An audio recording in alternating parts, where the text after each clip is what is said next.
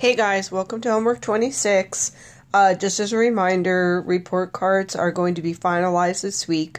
So if you have any missing homework or any missing assignments, you need to make sure that you get those completed and turned into your teacher by Friday. Otherwise, whatever is in the grade book will be on your report card. Okay, number 1. Douglas is searching career possibilities. He's interested in going to a trade school. The table below shows the information he found.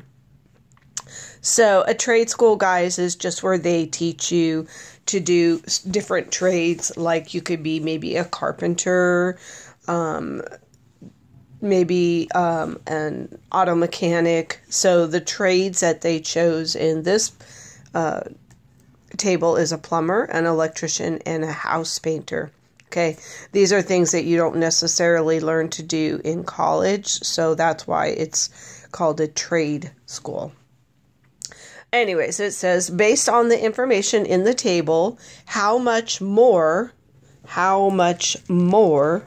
will a plumber make in 20 years than a painter?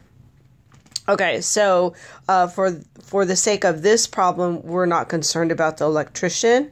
We only want to know about the plumber and the painter. And the plumber obviously makes more, looks like about $15,000 more than the painter. We don't know exactly. But if we're looking for how much more a plumber will make in 20 years than a painter, how much more is an indication of what we need to do.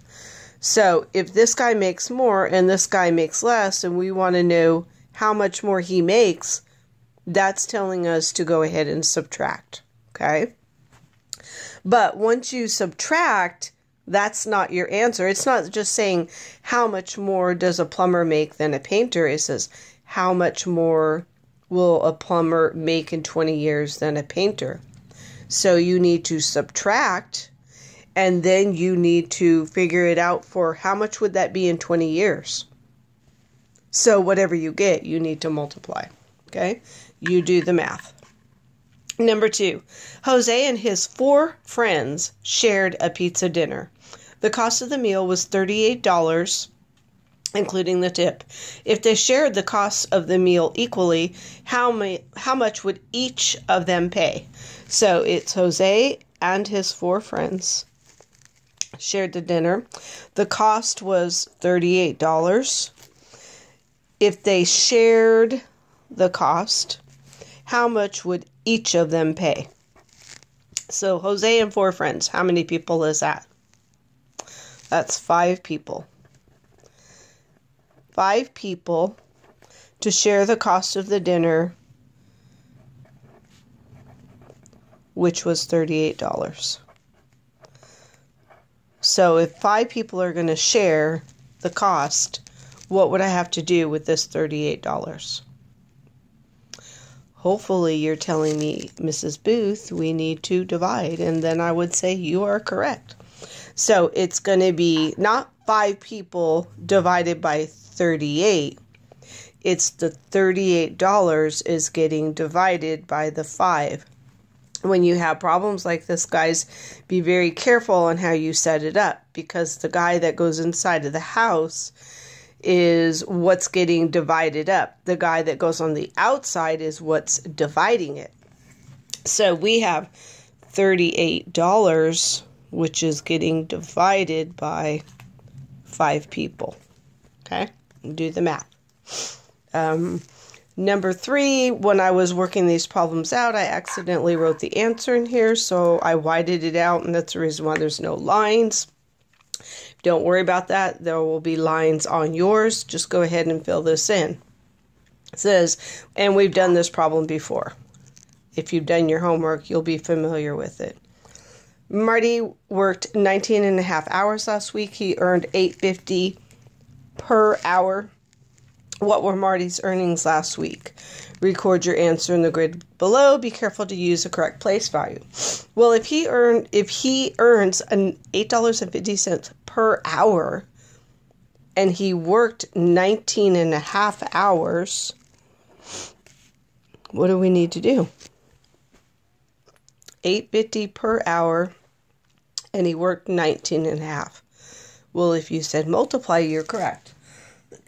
One reminder on this, when you multiply decimals, you don't have to line them up, okay? What you do have to do is when you're done, you need to count up how many decimal places you have. I left the 0 out because I don't need to include the 0. It's still 8.5. Do the math. And when you're done, you should have 1, 2 decimal places after your answer. Okay? Be careful in your multiplication and then be careful in your addition. Bad thing about gridables is they don't give you an answer choice. So if you're off a little bit, you don't have a choice to guess and say, oh, well, this must be it. Maybe I added wrong or whatever I did wrong. In this one, things like this, I suggest you do them twice. Or at least go back and look at your answer and do the math in your head again and see does it match up, okay? Number 4. Okay, this is a dot plot. This is what we've been working on more recently. It says, the dot plot below shows the number of quiz questions a study group answer correctly. Which statement is not true based on the data in the dot plots? Okay, so first let's review some things about dot plots. Okay, the range is always the biggest number and the smallest number, and you subtract. So on here, the biggest is 10, the smallest is 6. You just subtract to get the range. The center is always whatever is in the middle. Okay, on a box plot, the center would be the median, because that's our middle number. And then different things that they might ask you about is the data skewed? Like, is there a bunch of data over here and then there's like one piece of data over here? Then that would mean it's skewed to the right. Then they might talk about where is the data clustered, like where is it all bunched up at. There's a bunch of different questions they can ask you, so you need to make sure you understand what each of these things mean. Okay, so I'll read the answer choices and then I will go over one of them with you to make sure you understand how to do it. The range of the data is 4 questions. Okay, we just talked about that. The center, we just talked about that. On this right here, another thing I didn't mention is they'll ask you, is it symmetrical? Does the left look like the right? So if this is the center and this is the left and this is the right, is this symmetrical? And I would say, yeah, this is symmetrical. It looks the same to me. And it says the same number of students answered more than 8 questions correctly. Answered more than 8 correctly. So more than 8 is not going to include 8. It's more than 8. Okay, so it's these guys. Same number of students answered more than 8 questions correctly as the number of students who answered less than 8. So less than 8 is not going to include 8 because it's less than 8. So it's this. Okay, remember when you read through these, we're looking for the one that does not, which is not true. Okay, what I would do is I'd go through, read them, and write true if it's true. And then when you find the one that's not true, that's your answer. The last one, if you get that far, when it wants to know a percent, the first thing what you need to do whenever you're trying to get a percent out of any kind of data graph is you need to know your total. Okay, so we need to know the total of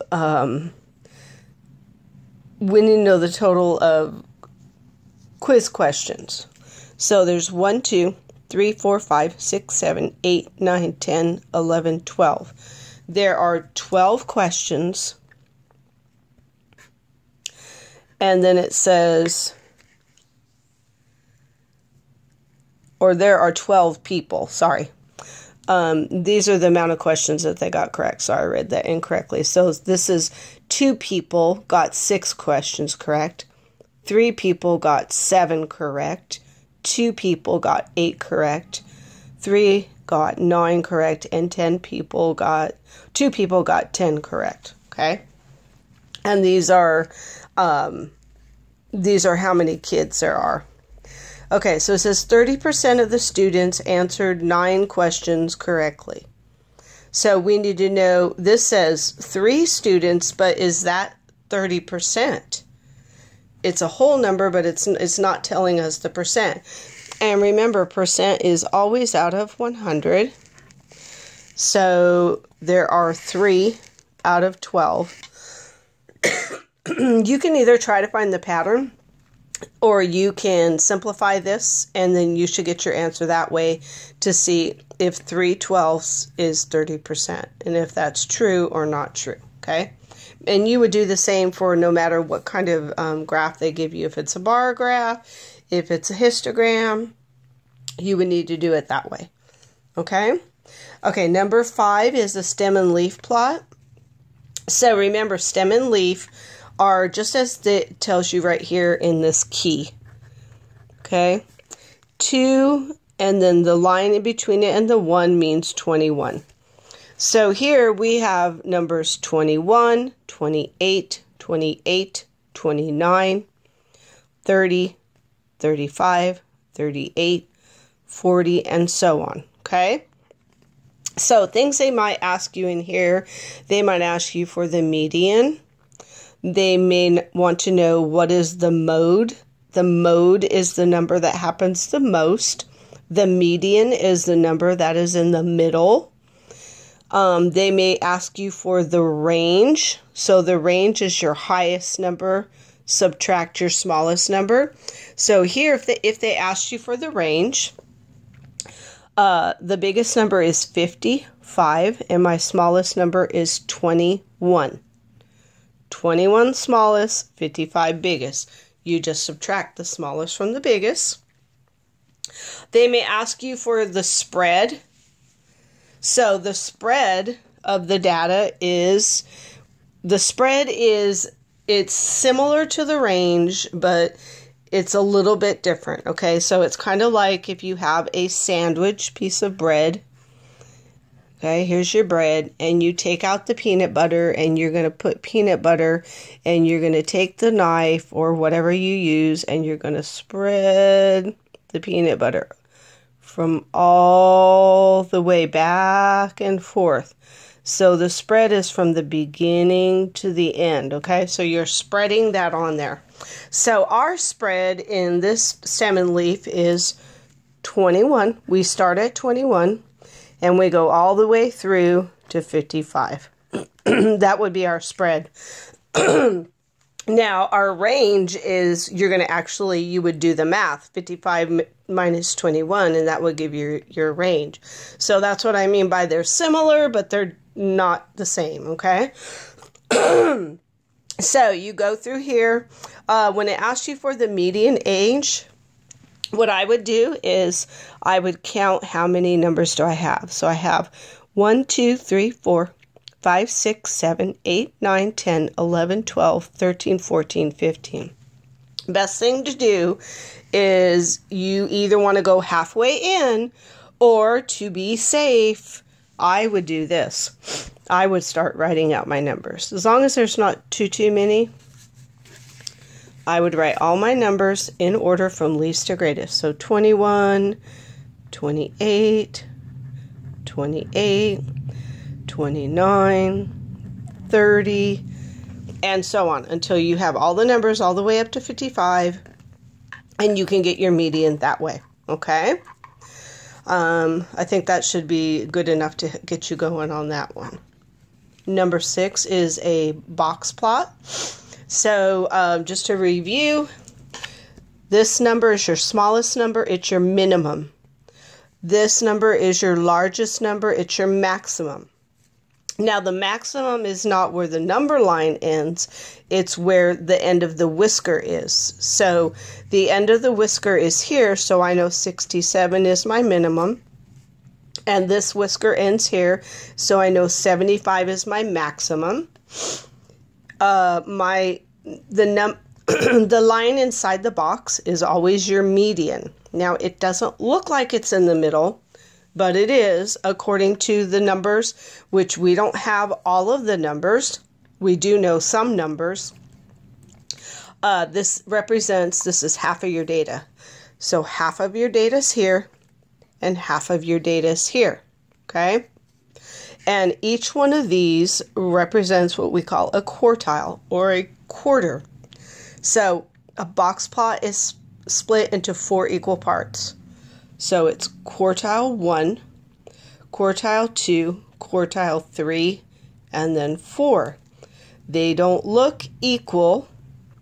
Sometimes they do, but the reason why they're not equal in this case is the numbers that are in this quartile 1 are about the same distance as they are in quartile 4. However, if I go to quartile 2 and quartile 3, say I have 2 numbers here and I have 2 numbers here, what's going on here is these numbers are further, they're spread out more.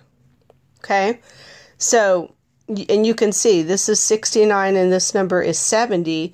They're right next to each other.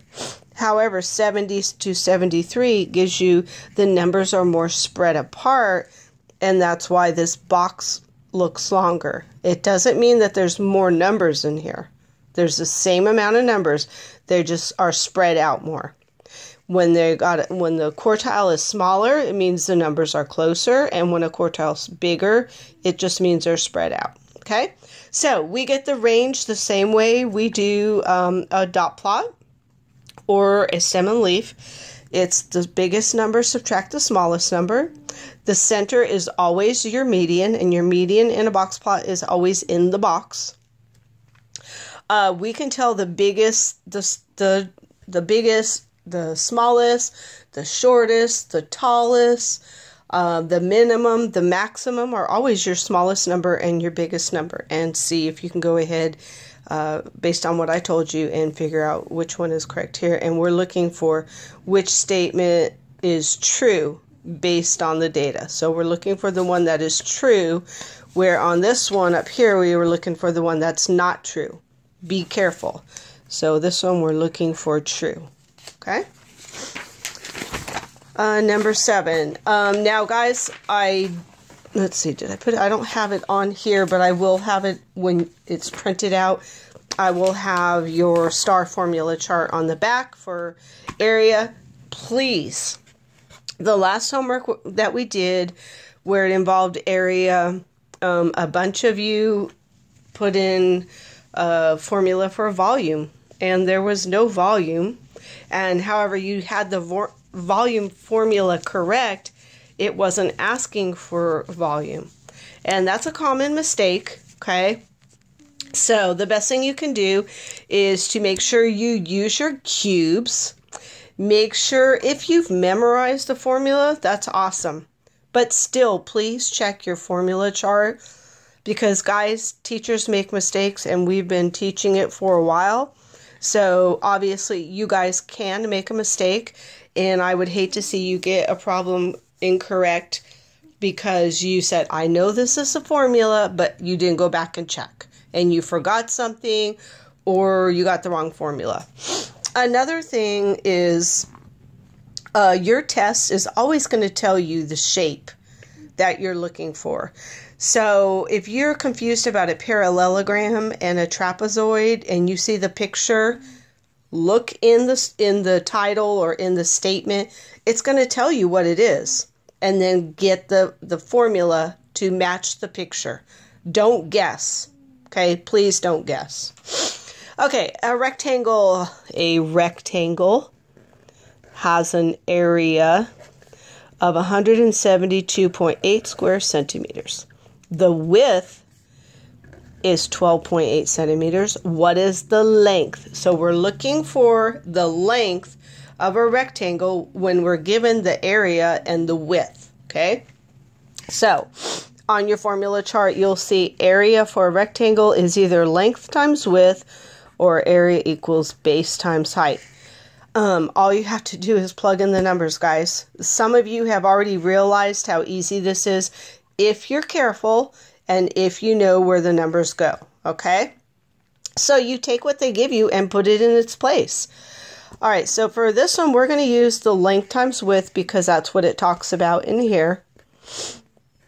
Okay, it says it has an area of 172.8. So A is for area. That goes here.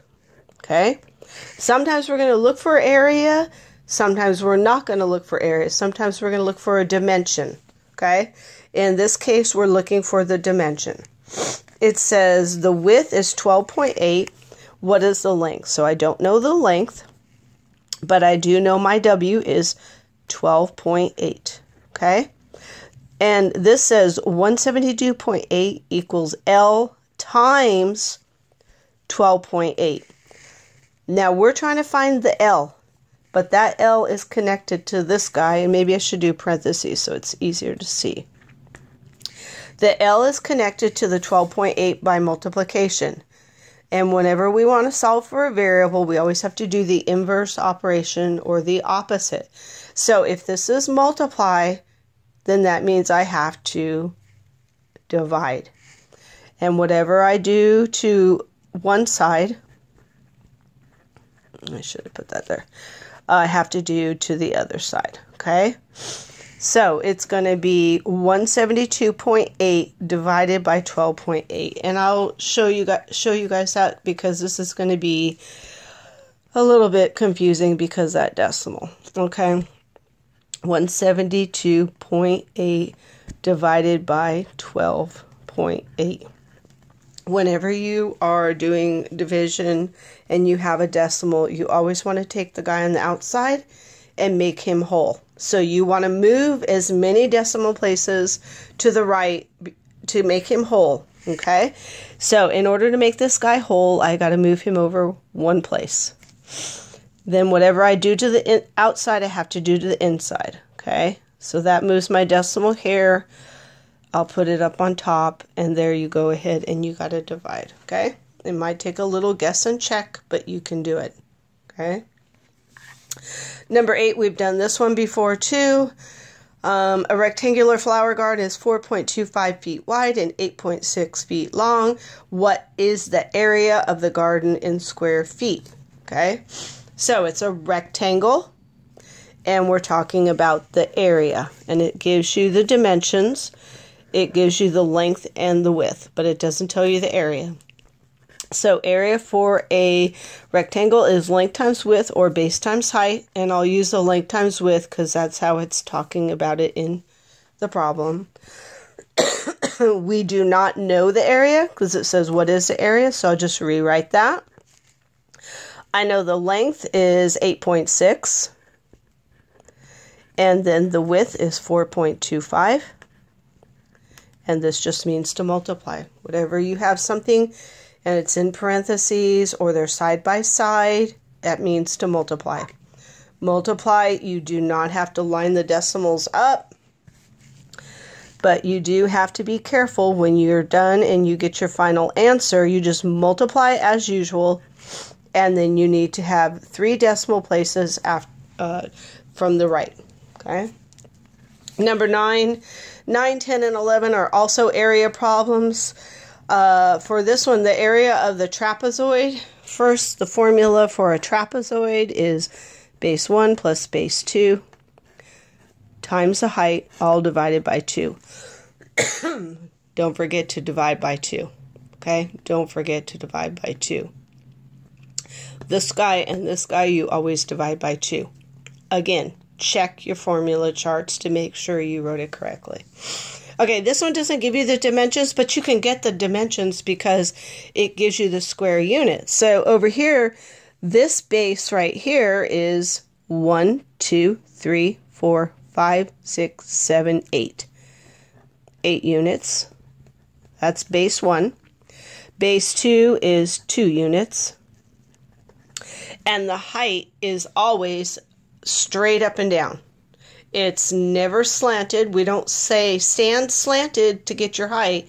We say stand straight and tall. So the height would be right up here, 1, 2, 3. Okay, so H equals 3. Plug in your numbers and find the area of the trapezoid. This one right here is a triangle, and it says if the area is 12 square feet, what is the height of the triangle? The base length is given. So, formula for the area of a triangle is area's base times height, all divided by 2. Okay?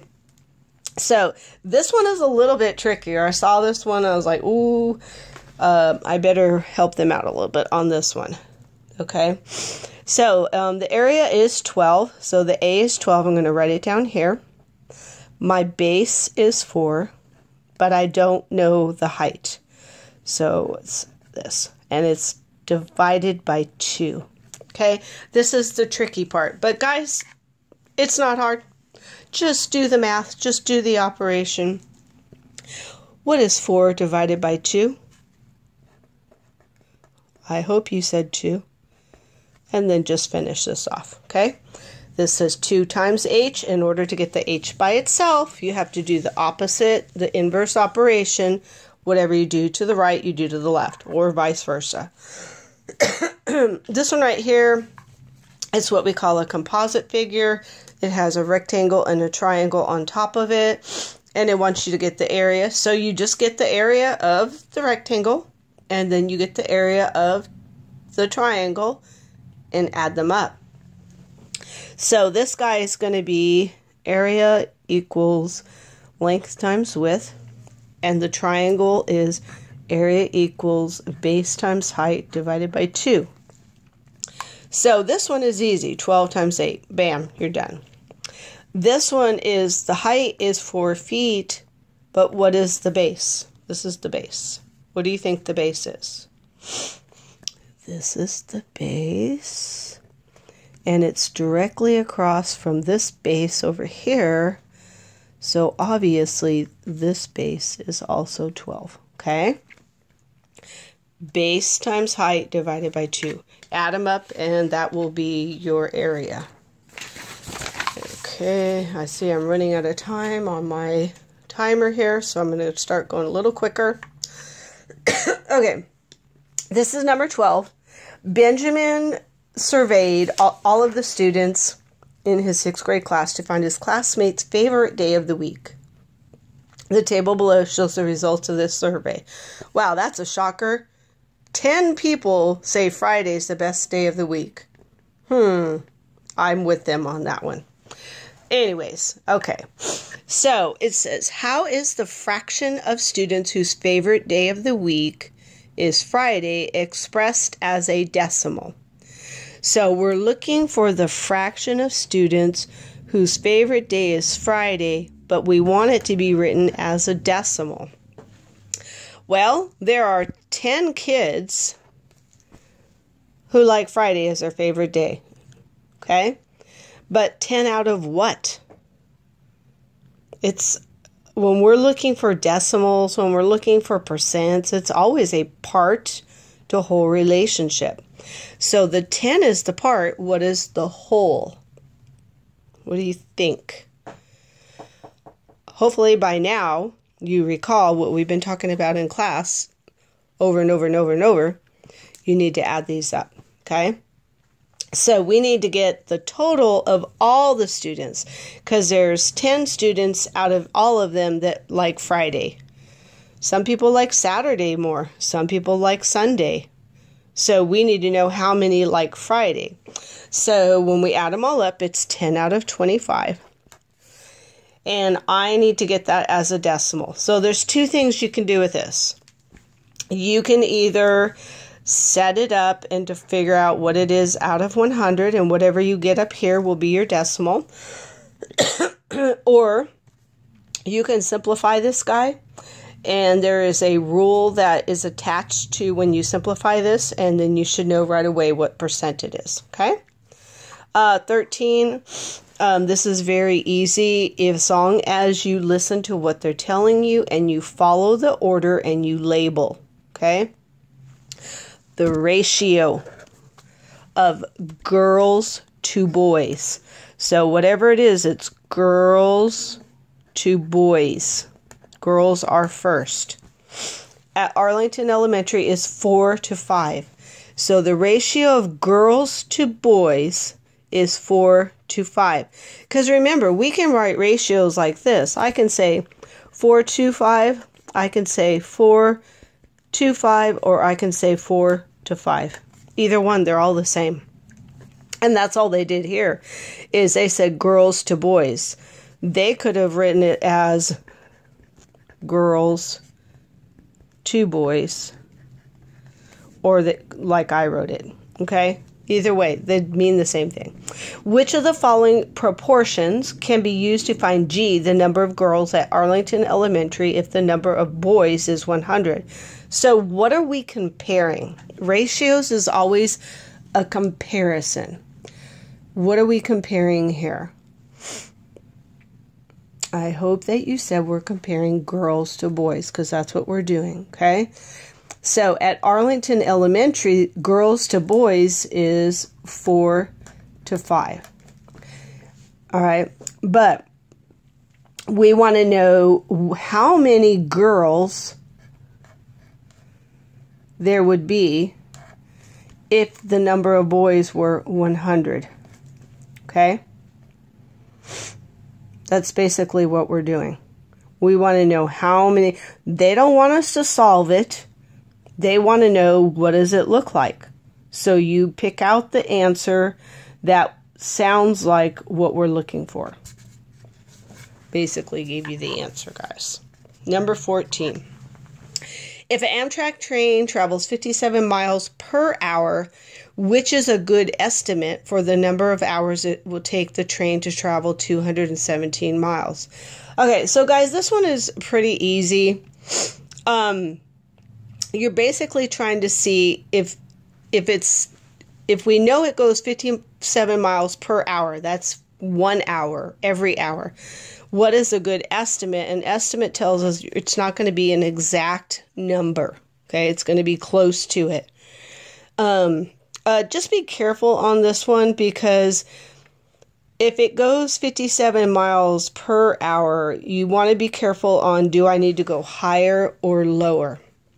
So 57 miles per hour, how long would it take the train to travel 217 miles? Okay. Number 15, another proportion. And let me see if I can make this a little bigger because it's tiny.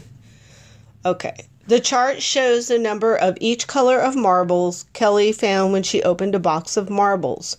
So here are the colors, and here is the number for each. 5 red, 10 blue, 8 green, and so on. If Kelly opens a larger box of 90 marbles with the colors proportional or equal, remember, proportions are equivalent. They are equal. The left is